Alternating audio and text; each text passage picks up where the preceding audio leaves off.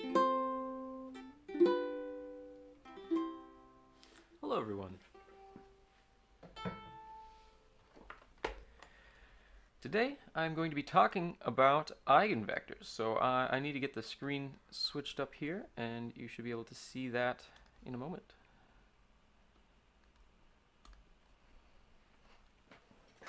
Okay, so we're going to get right into it. Today I'm going to be talking about eigenvalues and eigenvectors.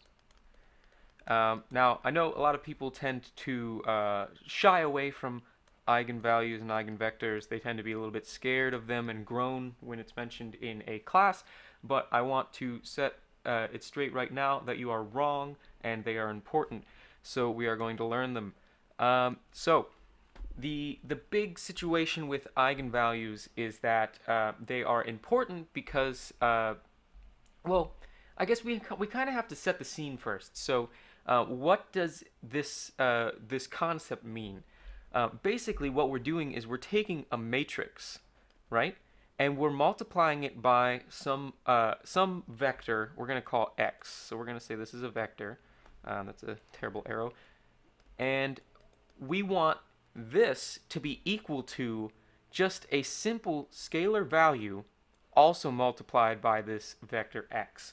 So if this x were perhaps 1, 2, and we had some value that was perhaps 3, then if you multiply 3, a scalar, by a vector 1, 2, then we would get the new vector, which would be 3, 6. And we want to have a matrix that satisfies that equation. Well, that may be a little bit difficult to do in the reverse direction, but what we can do is in the other direction, we can take a matrix that we already know and find the vector and the values that when you multiply the vector by the matrix, it is the same as multiplying the vector by a value. So that might be a little bit confusing right off the start, but that's the goal we're shooting for with this discussion here. So first off, I want to say that, well, actually, no, let's get into it first.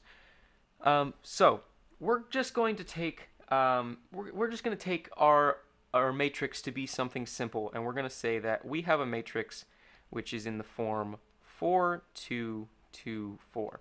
Now, you will notice that this is symmetric along the diagonals.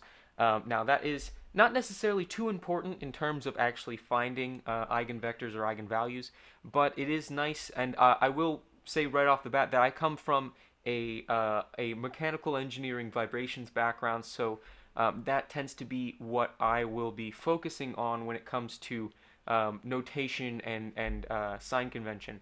But we are going to just write out this equation the way that we see this above. So this is a matrix I've selected, and this will work with any matrix of any size as long as you correctly size all the other components.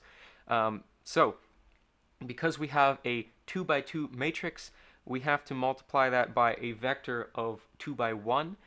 So we're going to call this x1 and x2. That is a 2. And then this is going to be equal to our scalar lambda times some value that is x1, some vector x1, x2. So as you can see, this is the same vector x that we are having above. We have our scalar here, lambda, and we have our matrix that we're going to work with. Now, the first thing we have to do is deal with the situation that at the moment we have a scalar on this side and a matrix on this side. So those two can't really talk to each other too much. You can multiply a scalar by a metric, sorry, the other way around. You can multiply a matrix by a scalar and you will just multiply all the values in that matrix. But for the time being, we want this to be an equal equation. So we have to reconfigure it so that there is actually a matrix on both sides. And there's a little trick you can do to achieve this. So we want a matrix that when multiplied by this, when multiplied to this vector, does nothing, absolutely nothing. So what we can do, so that's basically like multiplying a number by 1. We want to have something that just doesn't change it. It's something that we use a lot of times when we're trying to convert fractions into something more workable. You can multiply something by a number over itself, and it's not really changing the value of the fraction, but it may change how we deal with things. So if we have our matrix over here, 4, 2, 2, 4, and then we have our vector, the matrix that we are going to add to this side is actually the matrix 1, 0, 0, 1. And the reason that we're doing this is, if you think about it, when you multiply a vector by a matrix, what do? Well, you take the vector itself and multiply it by the rows of the matrix, and it spits out a new vector. So in order to find the first term of this vector, you would multiply this column by the row of the vector, so it would be 1 times x1 and 0 times x2. So that's going to give you x1. And when you multiply the vector by the bottom row, then we are going to have 0 times x1 and 1 times x2. So the vector we get back is x1 times x1 x2, which is exactly the vector that we have here. So we have successfully achieved, in the general case, the matrix that we need. Now, this is true for all sizes. So if you have perhaps a 3 by 3 matrix or a 3 by 1 vector to initially start out, you can just choose a 3 by 3 matrix where all of the main diagonal, that is the top left to the bottom right, are 1s and the rest are 0s, and that will give you your vector, your matrix that will not change a vector when multiplied by it. So I believe this is somewhat called a identity matrix, just because it has that property. So what we can do now that we've expanded this equation a little bit is, as I mentioned, you can multiply a scalar into a matrix. So that's exactly what we're going to do. We're going to continue our equation. Sorry, this is a 2, 2, 4, and then our vector x1, x2. I am bad at drawing 2's today. And now we are going to multiply this scalar into this matrix. So if we have our value here, we are going to have lambda 0, 0, lambda, and then we have x1 and x2. And so here, now we have a matrix times a vector, and a matrix times a vector. So it's a little bit easier to see how this might work out in the long run. So I'm actually going to grab this guy, and we are going to move on to a clean sheet so that we can continue working on this. So we're going to copy that and go to a new page, and then we will paste it. And so there's a little bit of some weird stuff over there at the top, but that's not a big deal. Okay, so maybe I can just erase it. So we are just continuing solving this equation. So what would you do now? Well, we have this x vector on both sides, and we need to get all of the x vector to one side and the zeros, the other values to the other side. Now, in this case, when we move this to the other side, we are going to have a 0 vector over here. So that's something to keep in mind. But what we can do is we can simply subtract to the other side. So if we then do that, you can think of this somewhat like, let's say, if we had a times x is equal to b times x. Well, what will we have when we do this conversion? So we're going to have the quantity a minus b all times x is equal to 0. And that's exactly what we're going to have from this matrix equation. So we are going to have our matrix M here, and what we're going to call our lambda I for the identity matrix over here, and we're going to have our value M minus lambda I times our x matrix, or sorry, our x vector, I'm probably going to get that screwed up a little bit, multiplied by the 0 vector, because there's now nothing on the other side. And this is a vector because we are considering two different simultaneous situations with this vector. So this is representing the vector 0, 0. So what does this mean? Well, we have to subtract the individual the places in each of these vectors. So the index 0, 0 for this vector is going to be subtracted from the index 0, 0 of this vector. Sorry, I keep saying vector and matrix. Focus on what I'm pointing at and not what I'm saying, I guess. So what we end up with is a larger matrix, and we are going to have 4 minus lambda, and then 2 minus 0 is just 2. Then we'll have 2 minus 0, which is just 2. And then we're going to have 4 minus lambda. Okay. And all of this, as mentioned before, is going to be multiplied by our x vector. And that is going to be equal to the 0 vector. Well, now we are getting somewhere. Because if we now have this situation here, we can try and figure out what these lambdas are equal to. Now, the way that we do this, and there are proofs out there for how this works. Just for keeping this simple, I'm just going to tell you how to do this, just for practical reasons. And then if you want to do some more research into it on why it works, then you can do that on your own. What we're going to do is we're going to set the determinant of this value equal to 0. Because there's two different situations that can happen here to get the 0 vector.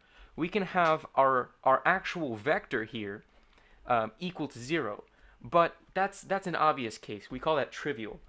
So we don't really care about that situation. We want this matrix to be equal to 0. And the only way that this matrix is equal to 0 is if the determinant of that so equal to 0 in the sense that multiplied by this vector we will get the 0 vector. The only way that we will get that is if the determinant is equal to 0. So what we are going to do is we're going to do the determinant of this big matrix here. So I did post a resource you can use in the, if you click on the icon, I'll probably have it pop out if you're watching this not live. And that is a video on how to do the determinant for a 2x2 matrix. But as I mentioned, this does scale to other sizes of matrices. So if you have a 3x3 or a 4x4 or so on, you just simply have to do the determinant of that larger matrix, and it'll be a little bit more complicated as you actually solve that equation out. But the determinant is going to be this value times this value minus this value times this value. So we are actually going to have lambda squared, and then we're going to have minus 8 lambda, and then we have plus 16, and then, as I mentioned, 2 times 2 is 4, but we are subtracting that, so we are going to have this equation equal to 0. So lambda squared minus 8 lambda plus 12 is equal to 0. Now, in the general case, you can always do the quadratic equation at this point. Now this equation is actually quite easily factored, so this is actually equal to lambda minus 2 times lambda minus 6. And as we know from algebra, this means that our two scalar values are the number 2 and the number 6. So what this means is that our eigenvalues are 2 and 6. So we've actually found the actual scalar value that can be multiplied by into this this vector that we don't know yet. That would be the same as this matrix multiplying into this vector that we don't know yet. So as I mentioned, we don't know the vector yet. So we're going to keep this 2 and 6 in mind, and we're going to look for the actual vector. So the way that we do this, let's go to a new page. Actually, I want to grab this equation right here because we're going to need that. So grab this. You may hear some dog barking in the background. I cannot currently attend to that, so it will continue. So if we get a new screen up and we paste this equation up here, I mentioned that this will be important, and the reason for this is we are actually going to use this equation to solve for the vector that corresponds with the individual eigenvalues, because as I mentioned, we want this equation to equal the 0 vector. So what we need to do is we need to solve these two equations, because if you think about it, this is actually a system of equations. If you multiply these vectors together, we're actually going to get two equations. So what we can do is we can do that right now without plugging anything first.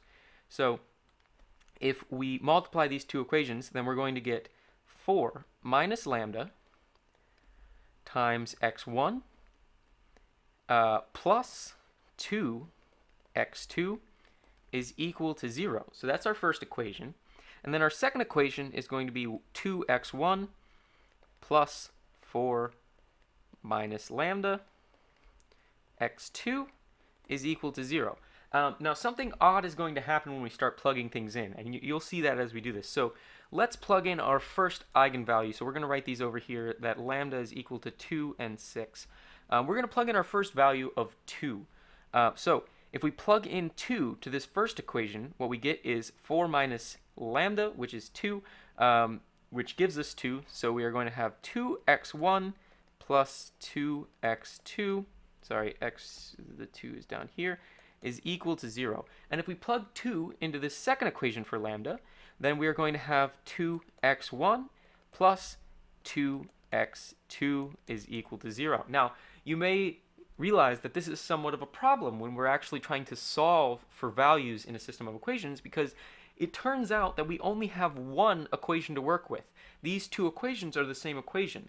Sometimes what you'll see is that you will have a scalar multiplied into one, so maybe this would be 4x1 plus 4x2 is equal to 0, but in the end it's the same equation. You can just factor that out. Like in this case, you could factor out the 2, you would just have x1 plus x2 is equal to 0. So what does this mean? Well, it goes back to actually looking at what the eigenvalues and eigenvectors are. So if we look at our equation of mx is equal to lambda x, what this means is that in this specific case, the vector that we are choosing to have multiplied by this matrix is actually not rotating. Now that may not be too intrinsically visual, so I've actually put a resource to a geometric visualization of the eigenvalues and eigenvectors up in the eye icon if you want to click on that. But what this means is instead, so if we have a vector like so, correct, and this is our x vector, when we multiply by a scalar, this vector does not rotate or anything. It simply grows or shrinks based off of the value of that vector. So if that vector is greater than 1, then it increases. If it's between 1 and 0, then it shrinks, and then it's the same, but it flips also if there's a negative involved. So what we are actually finding is an entire family of vectors that lie along some line. Because that is what we are getting. We're getting the actual line that is this vector lies on. And so what that means is any vector that is along the line of 2x1 plus 2x2 is equal to 0 will actually satisfy this equation and be an eigenvector. So we are going to solve to find out what those vectors are. So we are going to give our self some more space. So if we look at what this equation is, so we said that is 2x1 plus 2x2 is equal to 0. Well, we can just solve this for the ratio of what x1 is to x2. So what that means is we're actually trying to find the slope of this equation, and then we can use that to just give one answer out of the infinitely many possible answers. So I'm actually going to solve this for x1 over x2. So we want to find how far we go in the x2 direction every time we take a step in the x1 direction. And the way we do that is we can move x2 over to one side, and so we're going to have, let's say this, we'll say 2x2 is equal to negative 2x1. So that means that if we have x2 over x1, this is going to be equal to the value 1 because it's negative 2 over 2. So what this, as I mentioned, this gives us what the slope of that equation is. But what we can do is we can just choose an answer for x1 and see what the value of x2 would be in that circumstance. So if our value of x1 is 1, then our value for x2 is actually going to be negative 1. So that means that for every step in the x1 direction, we're actually going down a value in the x2 direction. So this is a vector. So this is a vector that satisfies our original equation, and we can actually go back and check that if you want. So we could say that. Oh, well, I mean, we are checking that intrinsically by plugging it into this equation. But a lot of people will tend to want to normalize this vector. What that means is they will try to get a vector that when you plug the values into x1 squared plus x2 squared, this is equal to 1. So you can just imagine that this is a vector of this direction, if this is x1 and this is x2, and the value on the unit circle that is talking about a 45-degree angle in the fourth quadrant, so this is 45 degrees, is the value, I believe that would be root 2 over 2 negative root 2 over 2. So that is our first vector, and we can actually go back and solve for the second vector. Now I'm actually going to only write out the equation once this time because we've already talked about the fact that eigenvalues, when plugged into that matrix equation, only give us one equation in the long run. So if we go back to our equation of 4 minus lambda x1, that's not x prime, x1 plus 2 x2 is equal to 0, and we plug in our other eigenvalue of 6, then we're actually going to get negative 2x1 plus 2x2 is equal to 0. And what we can do with this is we can do the same thing. So we want to find what x2 over x1 is going to be, and because there is a negative 2 here now, we are actually going to have positive 1 because we move the x1 over to the other side, divide, and we find that our value is x1. So this is associated with the vector 1, 1, or if you want to normalize this, it would be the value 2, root 2 over 2, root 2 over 2. So this would be a vector in the positive direction. So as I mentioned, you can always remember that this is a vector like this along this line. We are going to have a vector like so along this line that is orthogonal to the other vector.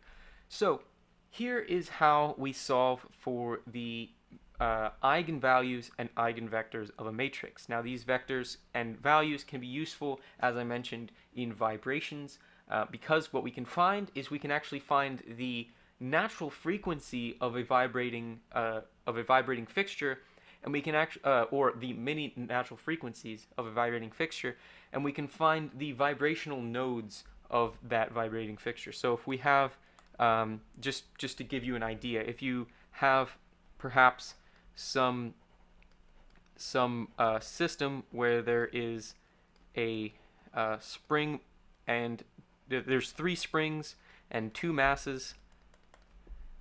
What can happen is we'll have these two vibrational modes that we found, where one is 1, -1, and one is 1, 1. And so what 1, 1 means is that we can move both of these initially in the same direction, and they will continue to move in unison. This is actually if the entire system is symmetrical. And if we have the other situation, then this arrow is going to be pointed in the opposite direction because we have 1, -1. So they will be moving like so. So what ends up happening is that actually all situations that are that can happen with this 2 degree of freedom system are combinations of these. But perhaps that should be saved for another video. So this is how you solve for eigenvalues and eigenvectors. If you have any more questions about how to actually, or if you're confused about any particular part of this video, please feel free to leave questions and comments in the comment section, and I will make sure to try and clarify if there tends to be a significant misunderstanding with any part of the video. I may attempt to clarify that in a follow-up video, and I'm sure you will see a link to that at the end of this video, assuming that the video I am referring to has already been made. So I want to thank you guys for watching this section, and I'm going to be moving on to my random drawing section, so bear with me.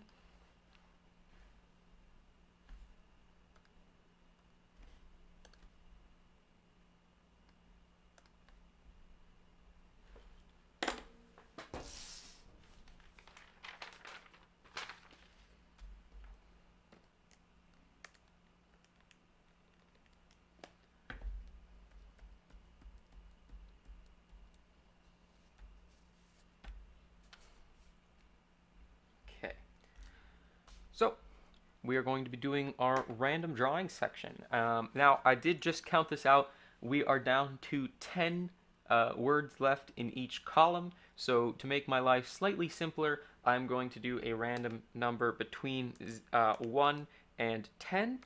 And we are going to count down the available words in order to get to the current word we are going to be using. So if we look at the first value, that is going to be the number 2. So the second word on that has not been crossed out yet is coconuts.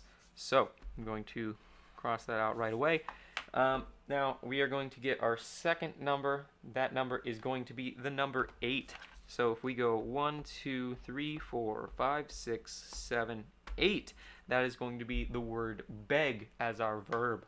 And if we look at our third random number, that is the number 6. So if we go 1, 2, 3, 4, 5, 6, we have the word vast as our adjective. So let me cross these out. We have the word beg, we have vast, and so this is what we are going to be drawing. And I think that I already have a pretty good idea of how we can spin this one. So perhaps we have a you know, I think this one isn't too difficult to grasp. So we are going to have perhaps a island here, and hopefully that finished out. It did. We can even take some of the airbrush, grab some gray. We're going to spread this as wide as possible, and we're going to make this a sandy beach.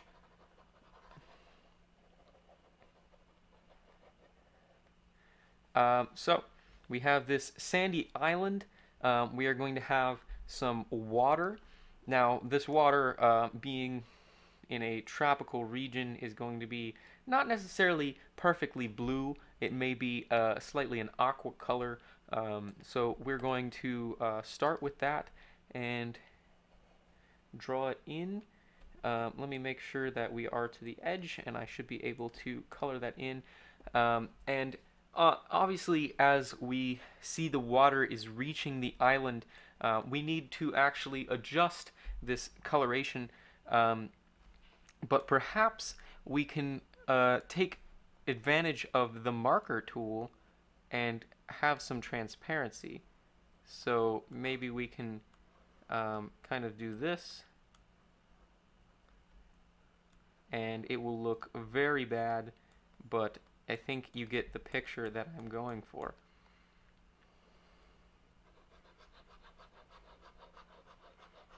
That looks terrible.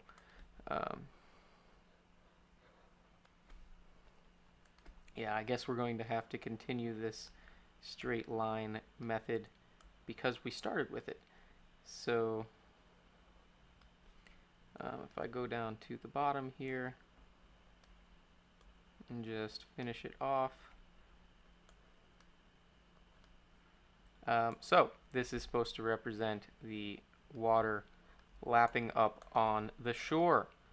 So obviously you shouldn't be able to see any of the sand because this is some weird 3/4 top-down view. So if we have a, we're going to have a tree up here, and we are going to do Jono's patent pending coconut palm tree drawing technique, where we start with these weird kind of spikety shapes, and then we are going to finish that off down there, perhaps erase the inside of here, and then we are going to need 2 different types of brown. So if we go to the color editor, we are going to grab our first brown, which is going to be relatively straightforward. We don't want it to be too close to the sand color. We want it to have a little contrast, so we're going to grab a kind of just normal brown, and we want to alternate the individual coloring here just so we have some contrast as well. So we're going to make this a little bit darker, a little bit grayer. We're going to grab the new one. We're going to add that in, and you can see that this is starting to become the trunk of a palm tree. Now, palm trees in the wild tend to have all of their little spikety parts, as opposed to the palm trees that you normally see when you are perhaps driving along a road in a beach town. Now, the reason that the spiketies are no longer there is because they're actually cleaned off. They are somewhat of what the Boy Scouts of America would call widowmakers, because they are not strongly connected to the actual tree itself, so they tend to fall off when it comes to heavy winds. So when you are in a large population area, it's not wise to have those even as an option, because we don't like people getting hit in the head with wood. So we are going to continue the Jono method for drawing palm trees, and the method is now to randomly draw the spikety shapes in a kind of spherical shape. So what you're going to do is every time you see a nice angle, we're going to add more into there. And you want to change the angle that things are happening at, so that you can kind of get this idea that there's maybe some 3-dimensionality to it. And now we have this palm tree. So we're going to select, we'll just go with the base green that Paint uses, and we're going to randomly color in. So I do see that some of these have not been completed. You want to make sure that you complete all of the lines here so that you're not having any problems of color leaking into other sections. That tends to be a curse in the MS Paint realm, because if you're too zoomed out, then it's hard to see that. So we're going to go back to our green, and perhaps we can just use the 2 different types of green that are available. So you want to go to everywhere that isn't necessarily touching another section that you've already colored green. So if we go there, you can see that I have unsuccessfully completed the lines. So we can draw this in here and do like so. So here we go.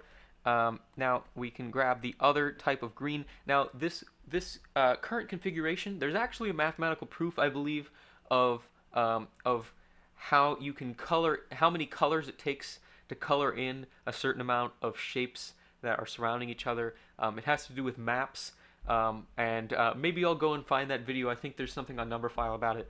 But in this case, we are actually going to be needing at least 3 colors. So the reason for that is that we have this here, we're going to have this here, but the problem is that this shape here is touching both the dark green and the lime green. So we are actually going to need more colors, and we may actually need 4, unless I want to just break down and make this that neon green. So I think I'm going to do that just to simplify things. So if we go and grab perhaps maybe kind of a murkier brown green, then that will show maybe some difference in the liveliness of the actual branches themselves. So there's our palm tree, and we are just going to put 1 lone coconut on the palm tree. So let me grab black first. We're going to draw our circle here. We are going to kind of unfill the circle, and then we'll fill it in with a different color afterwards. So what I need to do is I need to fix the lines here, and there, that looks a little bit better, although it looks worse as well. So maybe I can just barely go in and do so.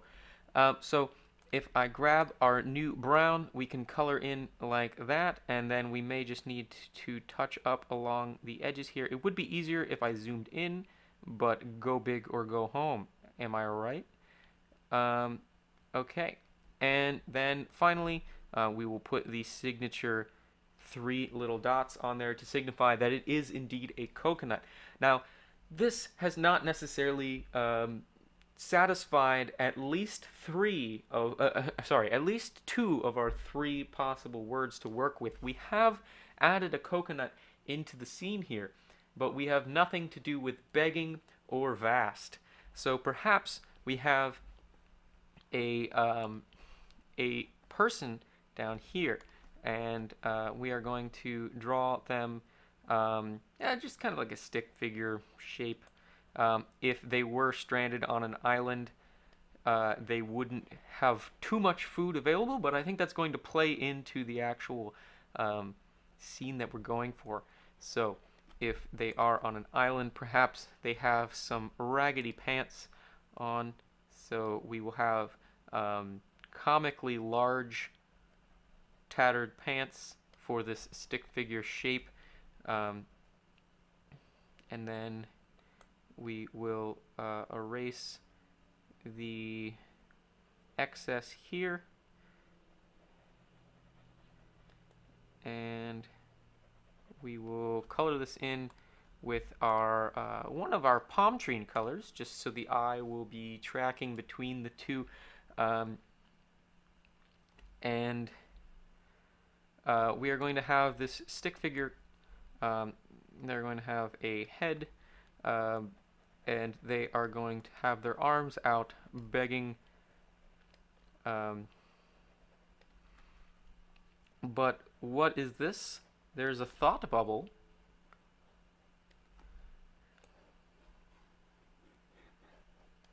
And we are going to have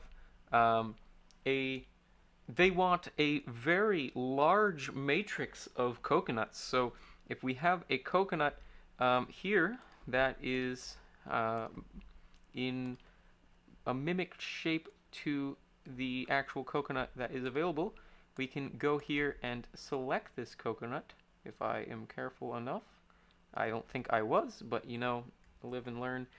And we paste this coconut next to it, paste this coconut below it, and we are going to say that this matrix continues in all directions to a n by n matrix, not vector. They are wishing to have a large quantity of coconuts, One might even say this is a vast amount of coconuts, and they are begging for said vast amount of coconuts. So all we need now is perhaps a background color to kind of liven up the entire picture here, and I think that we can finish the picture here with perhaps a beard to show the actual passing of time as this person goes through the stages of grief.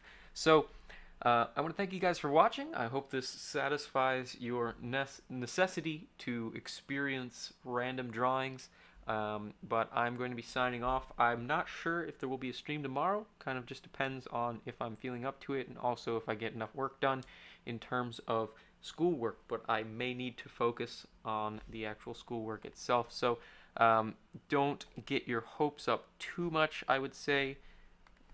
But yeah, so thank you for watching and goodbye.